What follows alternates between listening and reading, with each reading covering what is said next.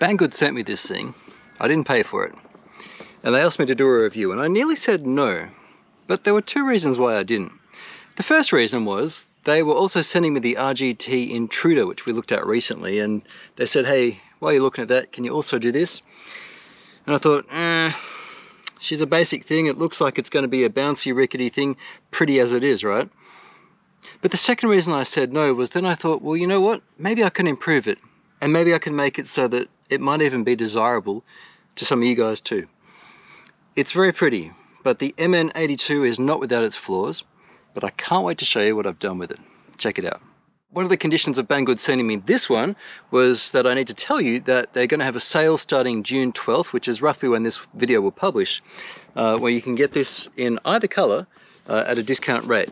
In the description below is where to get it, and there may be a code there, or it just might be part of the sale from the 12th. It'll be in the description, so check it out there.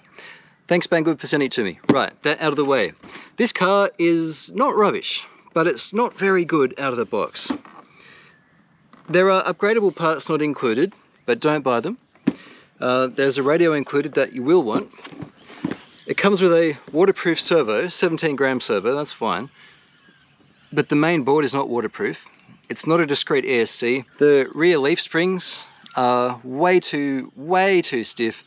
It's got 3 layers. It's got, well, 4 really. There's 1, 2, 3, and then the 4th one's on the car. I'll show you the car in a sec. And then the rear springs, it also then has shocks with coilovers as well, bizarrely. And then the fronts have these springs that are way too stiff. Now it's friction shocks all around, but it's a cheapish model and that's actually acceptable, right? The chassis is quite flimsy as well. It does come with a USB charger and 2 of these little 14 something, what are they, 14500 batteries, so a little lithium ion 2S equivalent pack. That's fine, and the radio is actually quite comfy, and it even has a thumb steerer. Honestly, I mean, I don't need it, but children will appreciate it, and smaller handed people will too. It's not terrible. It's got 2 rates on the throttle for high and low, and it's got headlights on and off. The last thing to show you is there is a manual. It's useful enough. It comes with, you know, troubleshooting and how to assemble the body. It's an RTR, but you've got to stick on the snorkel and the mirrors and some other little bits of trim and stuff, including these wheel arches or flares. You'll notice that they're not on my car. Usually on this channel when I drive the thing, I'll do a before and after. But when I got the feel of this thing out of the box before I even drove it, I thought this thing's just not crash hot. So I've made it better. Here's the list. That's enough. Let me show you. Check it out. Now there are quite a few things that are not standard here, but I've spent $0 on this, with one exception. I'm using Endura beadlock wheels and Endura tires, all-terrain ATs. There are 62 by 22.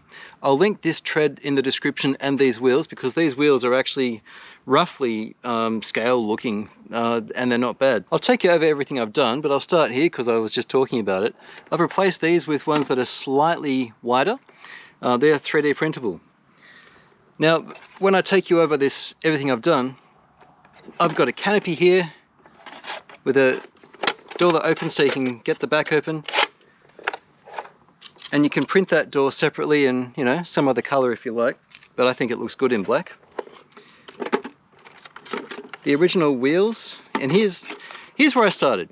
I started with the wheels. I wanted to get these wheels on. Now this is a 5mm hex on the stock wheels, but they're just really hard. They don't look very good, and they're just like, they're not glued or anything, which you don't need on this size car, but they're just too hard to get much traction.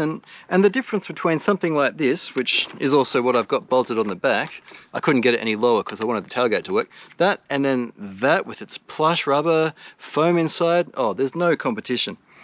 So there's a plastic axle inside this that mates with the axle itself, and this is what makes this car a toy grade model. Let me see, I think it was, yeah. The whole thing just slides off, okay? This is the weak point of the model. The axle is metal.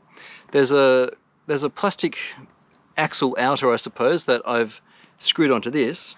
It used to screw into that, but I've cut 5mm off the end of this, being plastic, so that I could get the the wheels back in closer to the body, and then these line up, they're keyed, so they line up, and once they're in, they're in. Like, I had to pull pretty hard to get them off, but the more you do it, the looser they'll get. But a dot of super glue when you stick them back in, when you've done this, there'll be apples.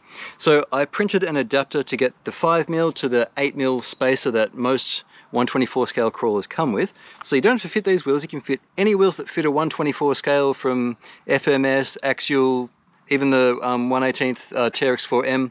They all use an 8mm hex nut.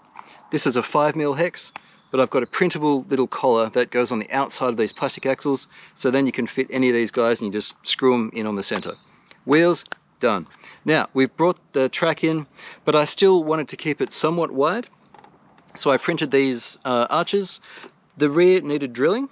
The front, oh, you know what, I've already stuck it in. The front clicks in, there's no glue required here. These are held in with just plastic catches. You just press them out and they'll come out. And my printable ones go in. So now we've got wheel arches, that's great. I ummed and ahed about drilling this out to get that on, but it's just 3 self-tapping screws. Just use like a 1.8mm bit or smaller, and it's the same screws here. They're just self-tappers. I've kept them Phillips head to be consistent with the whole car, which is all Phillips head, unfortunately. It's toy grade, almost hobby grade. It's kind of blurring the line between. I've used the same 6mm ones on getting the canopy on. There are 5 on each side, and the holes are already there. You don't need to drill the bed. And there are 3 on each side here, so that's 16 screws in total. But wait, there's more. I said these leaves were too stiff before, didn't I? The problem with removing these extra fellas, which have the 2 screws, so they're made fairly standard, right? The problem with removing them is then they would start to wrap. Under when you're climbing, the axle wants to kind of wrap backwards. So I made anti-wrap bars, and I just put it through the bottom of the 2 rollers on the front of the shackle there. So now we have looser leaves that work properly. The axle can't wrap around anymore when you're trying to climb. Before, when you're going forward, it would wrap and this whole thing would pop out, the drive shaft would pop out. So I've fixed that. We've got anti-wrap bars. The suspension is still too firm. There are the shocks with the springs removed, but it's a lot better than it was. And remember, we've got more weight on here now. This is 70 odd grams, and it needed some weight in the back, so that's good. But then the front was sitting too high and the back was a bit lower. So then I removed these silly heavy things. These took over 2 kilograms of downforce on a 700 gram car to compress the springs at the front. That's a bit silly. So I've taken those shorter rear springs that didn't actually fit properly on the front shocks. I've made a spacer that goes on top. Again, these are all print in place. You just print the things out, stick them on, and now we've got way softer suspension, and the car is still oversprung, but it can move now, and before it just couldn't. The last thing I did was I removed 2, 4, 6 screws, pulled the thing off. I pulled the PC board out, and here's a photo while I'm talking, and I painted both sides of that board with what's called conformal coating. It's kind of like varnish, kind of like hot glue when it dries. You ever put hot glue onto something and it kind of blobs down while it's still hot, and then when it dries it goes opaque, but it's like a blob that's now covering something? Conformal coating is like that, except it dries clear, and so it's more like varnish, really, like clear varnish, and it just covers both sides of the board. I did that. You just keep it off the plugs when you do it, because there are a few different plugs on the board. Even though it's an integrated semi-toy grade PCB in this car, it still uses a 3-pin servo plug, which is great. You can replace this, just replace it with a low voltage, like ideally a 4.8 to 6 volt servo, because I expect it's going to be putting out 5 volts, I think it probably will. And then you'll be sweet. You don't need hugely high power in your steering servo, honestly you don't. There's no endpoint setting, and it could go further to that way. The other thing I might suggest, actually looking at it, is to drop this steering down 1 pin. It's going to put a bit more pressure on the servo, but it will give you more throw to the left, which it really needs. I could have added tail lights, because there are lenses but no buckets, but I haven't bothered. I also could have added lights for the bumper. There are buckets and lenses but no lights. You could jump them off the front here, and it's switchable with this, but I haven't bothered yet. But if you want to, just jump it off, just do like a 2 in series. If you can do this, you can probably do that. And the taillights you do with a resistor just to get the voltage down, because reds take lower voltage. I've designed the door so that it slots in from the inside, and then once it's in, you just go back and forth a few times till it's a little bit less stiff. And I've got a little spacer there, so when you open it all the way, it's easy to get your nail in there and just shut it, even if you've got short nails. And there we go, 170 series Landcruiser with canopy, little ladders on the back. I haven't put roof racks on, I could. I think we should see how it drives. Batteries in the front, comes with a second battery. All right, so I just have 2 remaining questions. The first question is this thing officially licensed? It says so on the box, and it says so on the website. Press F to doubt, not sure. But, you know, I hope it is. The second thing is, this 17-gram servo is allegedly waterproof, but the main board wasn't. Now the main board is waterproof. Can we drive through water? Well, yeah, we should be able to.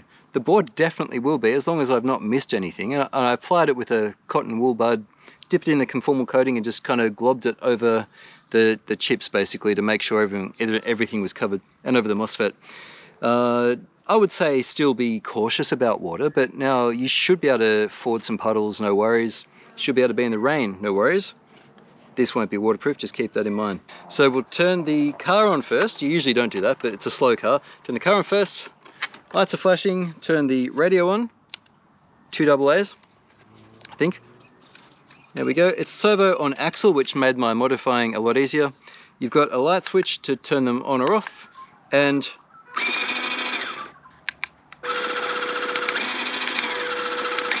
it's just throttle rate, so it's there's no gearing in here, it's just 2-channel. This just adjusts whether it gets 50% or 100% at full. In reverse, and the same. And it all goes through a single MOSFET on the board. This is not a high-performance car. If you want to replace the ESC and the motor, you need a receiver as well. You need a new transmitter, because this is paired with that PCB that we waterproofed. So, and you'll need to do your own light function after that.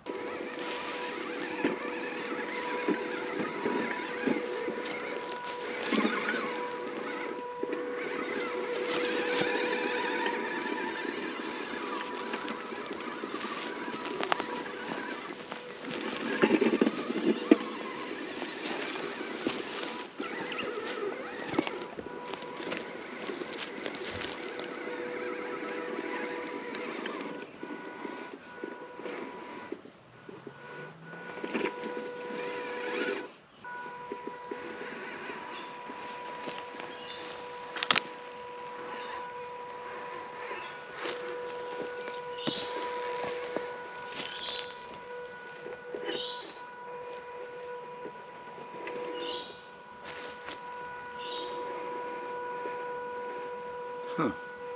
Did they get to do that? It still probably won't.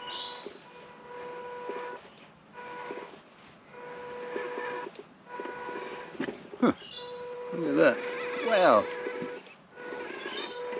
Now, drag brake.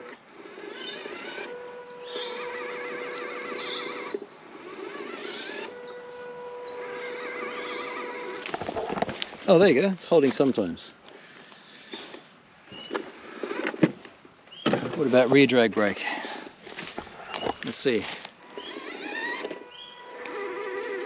Yeah, okay.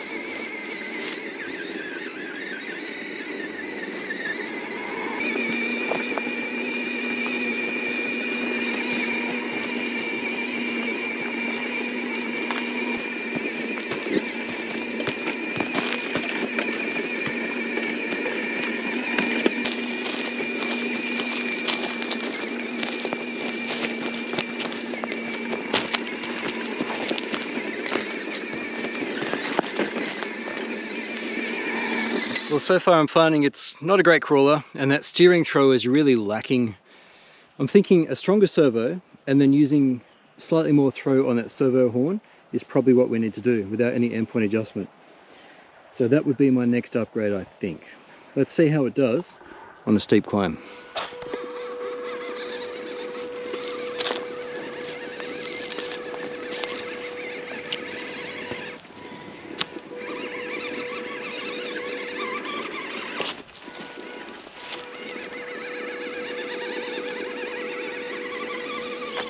That really is quite a steep climb. These are the mounds that I've jumped some of my fast stuff off in previous videos. The big difference here, I think, is these Enduro tires. They're really soft in the foam, so there's plenty of grip. And if you watch the suspension, it is actually cycling a lot better. Now, I don't have a before and after to show you, and I'm starting to regret not doing that, but just my experience tells me it would have been bouncy, bouncy, bouncy, bouncy, and whenever a wheel is not touching the ground, well, it can't help you with steering or traction. So it's not perfect, but it'll be a lot better like this. It's really satisfying to drive. It's actually still now enjoyable, and I think it would have been fun for about 5 minutes in its stock form. So these mods are worth doing, particularly just the adapters to get the tires on. Now, I haven't even looked. There are probably adapters available to buy so that you can fit 8mm hexes like all the standard wheels onto these little 5mm things. But this is going to be about 6 cents in filament. I've already made the design for you. Just print it, press it in, and you're good to go. So, you know, cheap is good, huh?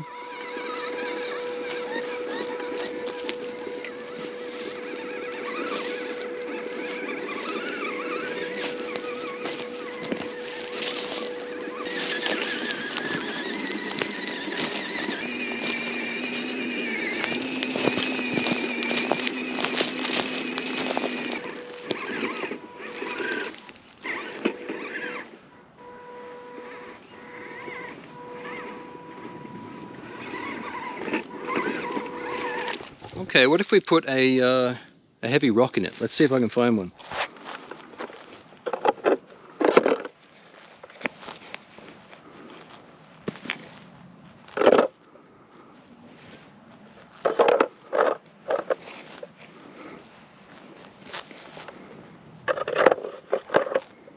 Is that enough? How's that going to move around? Let's see. Get it all settled. Yeah, like it's going to fall back, but how about that? Right, let's see what body roll's like now. And see how it climbs.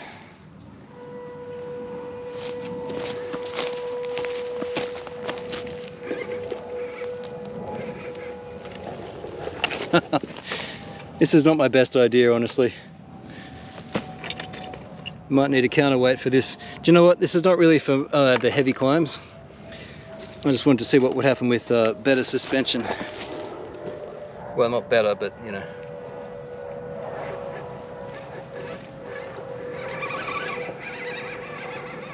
Oh, she's working now. Those anti-wrap bars are working here. Look at it go. It's so close to flipping though.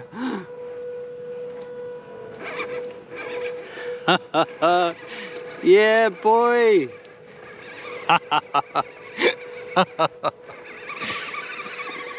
That's silly, isn't that silly? All right, we're gonna need to lose some rocks. Let's just see what it's like on the trail with some, just not a lot of rocks, like even just a little bit of weight.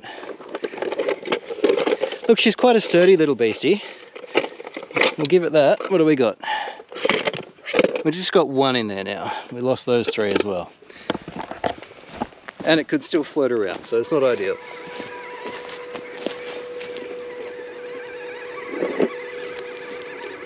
Yeah, not helping when it moves.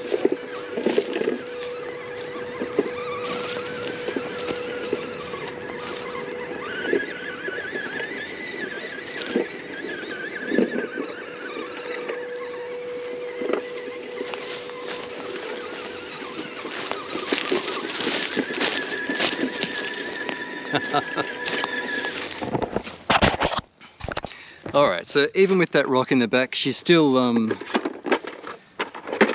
the suspension is still too firm in the rear. That's unfortunate, and I've toyed with the idea of extending the leaf the rear leaf mount back a little bit.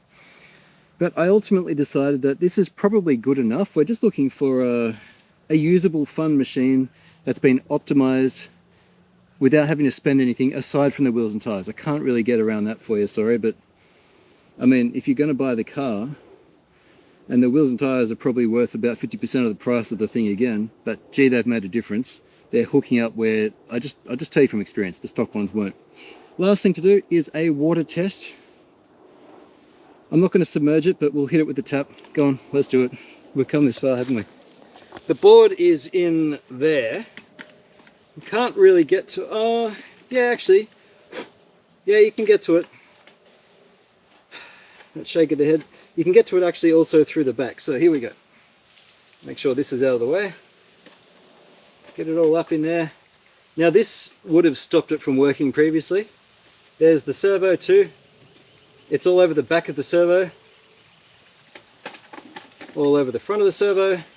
Right where it's moving. So if it's waterproof, you want to see O-rings doing their job here. So far so good. The switch. Down in the motor there, like getting it all through there. This is the power of conformal coating.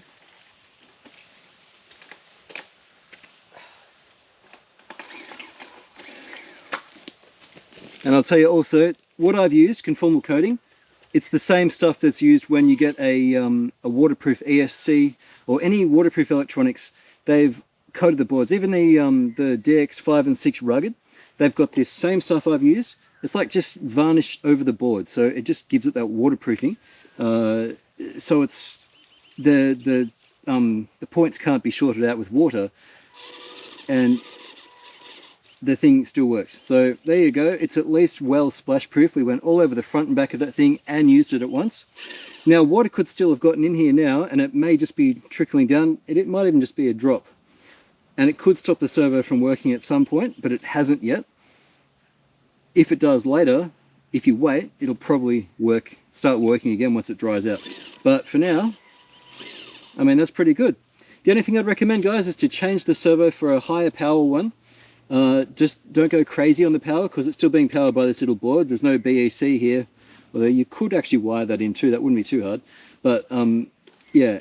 More powerful servo, and then drop this steering link down one arm, so that down one hole on the arm, on the horn, so then you get more throw, because these axles are actually capable of more. And there you go.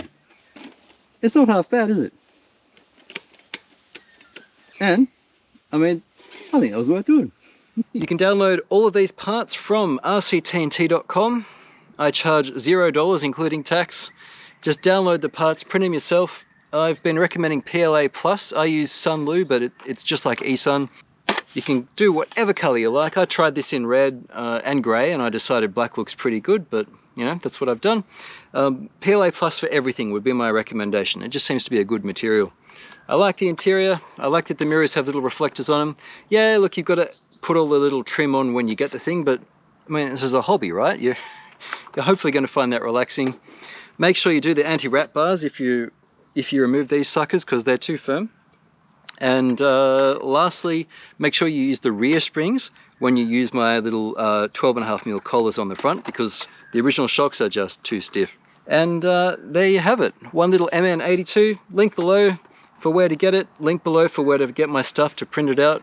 I really hope you enjoy this, guys.